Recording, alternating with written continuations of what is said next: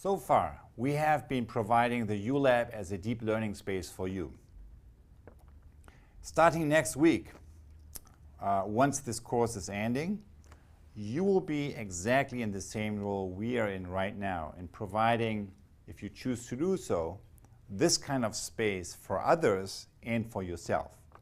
So what I would like to do in this clip is to share with you the 13 tools that we have been using over the course of the last few weeks and that helped us to create this kind of learning environment for you, so you can use the same tools and apply them to the context of life and work you're operating in.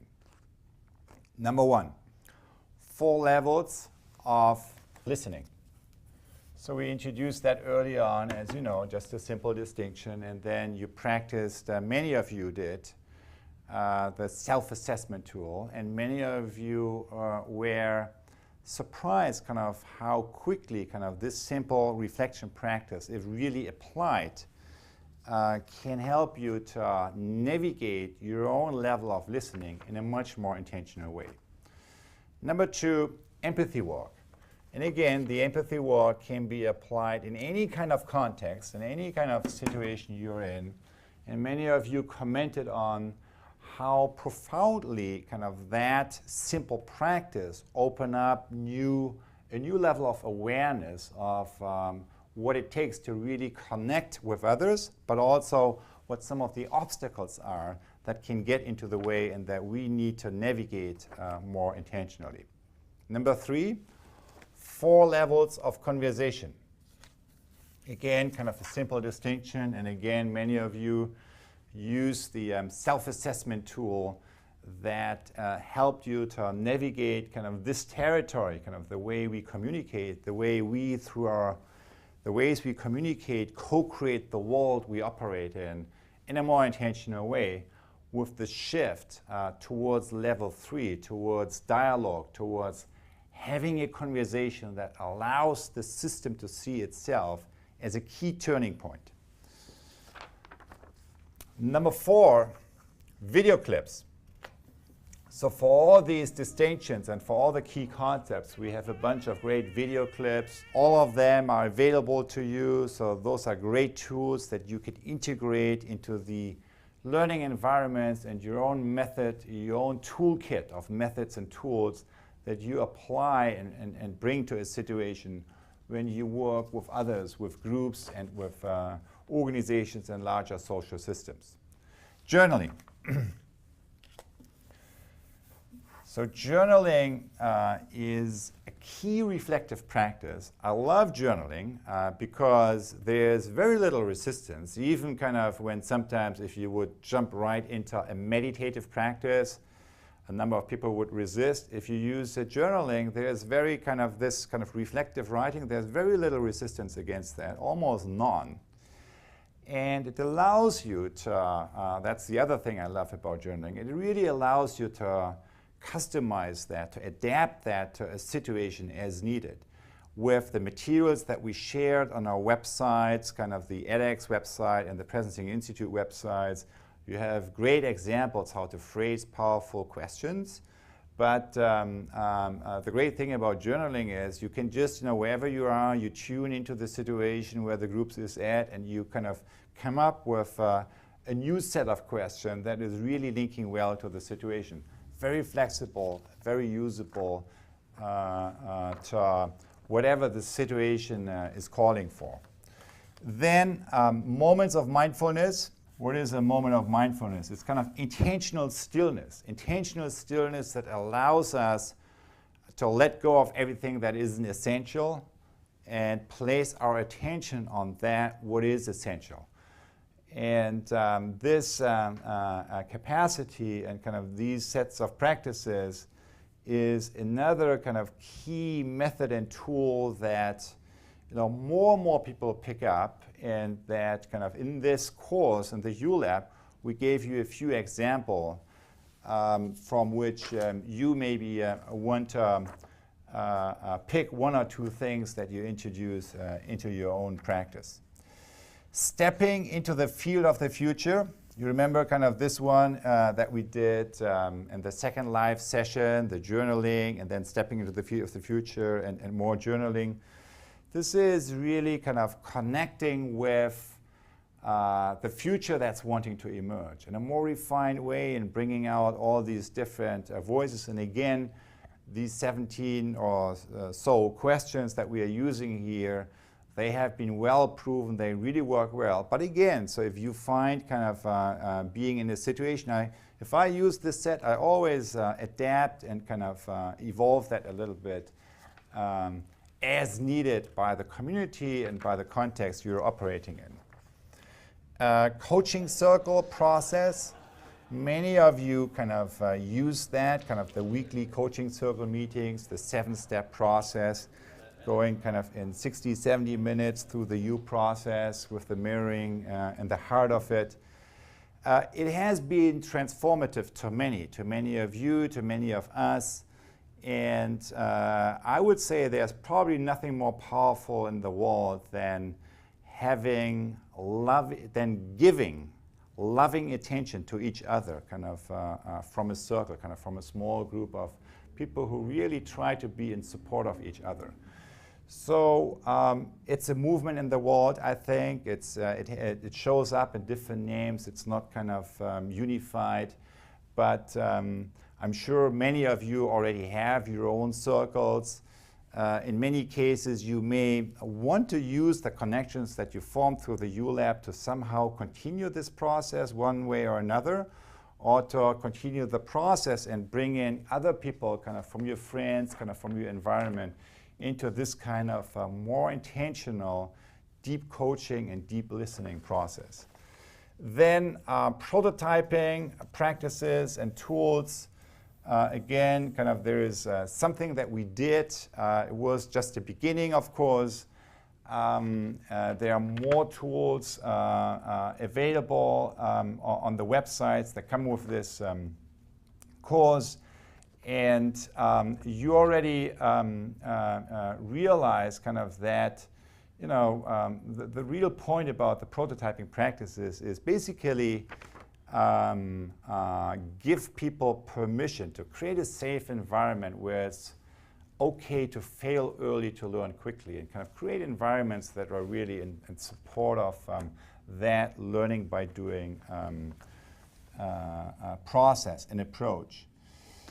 We had a bunch of key concepts that were kind of the underpinning of this, the iceberg model, really the distinction between surface level and deep systemic causes and what really are they. The U model, of course, as a core process that allows us to organize around something that isn't quite there yet, to organize around something that's about to emerge, where we move into the sensing, the co-sensing, and the co-creating. And then, of course, the matrix of social evolution as a concept that takes this deeper opening process that's indicated here, the open mind, the open heart, the open will, and applies it not only to the level of the individual, but to the level of the group, the organization, and also the larger system, as an organizing framework of really thinking about the larger systems changes and the strategies that we engage in profound institutional change that many of us are involved in or aspire to be involved in. And then at the root of that, kind of you have something that that I believe happens to be probably the most important leadership capacity in this century: holding the space. Holding the space for ourselves, but also holding the space for others to go through this journey, of opening up, of connecting our current self to the emerging future self, to our highest future possibility, connecting to our deeper sources, and holding that space. Remember Zubin Mehta, in one of the first clips that we showed, kind of holding the space for Placido Domingo and for that emerging moment of music, which then included everyone, the whole orchestra, the whole audience, and so on. holding the space is a capacity that requires us to not move in too much, micromanage, impose our own will, and so on, but also not too little. It's not about disappearing, it's not about overimposing, but it's being there, being with, staying with, and holding the space for something that is wanting to happen, to happen and to arrive at its own schedule. So to do that in complex group processes, in change processes, it requires us to pay attention to the physical space, to the digital space, to the social environment. It often also kind of the mental, kind of the constructs, kind of different levels of operating constructs and frameworks that help people to differentiate, kind of to see different options and angles, see at the current situation from different angles. And lastly, intention. How you shape the field, how you can kind of activate the field by really putting your own intention into the service of the emerging whole. So one of the most useful tips I ever got is to really attune your intention on the night before a workshop with what this workshop or this process or this community or you and your work want to be in service of. So kind of to help that community kind of to connect with its highest future possibility, for example.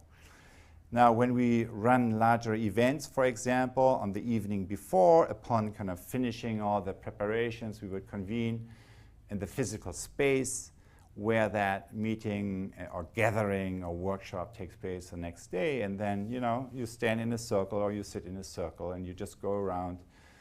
And every person with a sentence or two is articulating their own kind of intention that they are holding for the highest future possibility, for what they want to be in service of through the event the following days. And by doing that as a group, by listening to each other, kind of you form a little kind of holding space, kind of something that allows all these individual intentions to connect with each other and kind of to form something more collective. And then kind of as a core group, kind of moving through this workshop, moving through these days, it helps you to connect better, to be more awake, and to be also more connected. In your role of holding this space for others, holding this space for a community or a complex stakeholder gathering, to really connect to its highest future possibility and not be trapped by just the patterns of the past. So those are a few things. And I hope that, some of that, I'm sure many of these things you already knew and practiced before. Some of them may be more new, or you haven't really quite practiced yet, and kind of the U-Lab kind of was a way of you for getting acquainted with that. And as you know, kind of real change, the way it works is not to kind of do all of this at once, but just to pick one or two or three things that really resonate with you and integrate them into your own body of methods and tools and practices. So as you look at this, ask yourself, in this co-sensing space, what are one or two things that you really found useful that you want to integrate into your own toolkit of methods and practices? What are kind of one or two things that refer to or connecting to our deeper sources that really resonated with you in your experience of the U-Lab, and how can you integrate them in your everyday practices moving forward? And then lastly, kind of on this side, kind of bringing the new into reality, prototyping, learning by doing, what are the kind of environments that you create for yourself, kind of that really helps you to engage in this spirit of integrating head, heart, and hand, and fail early to learn quickly type of approaches of co-creating the new. So with that, we close this wrap up, and the bottom line is really simple. Kind of pick two or three things that really resonated with you, and try to practice them on a ideally daily level as you move forward and slowly evolve your own toolkit in terms of how you operate in doing the kind of change work that you want to be in service of.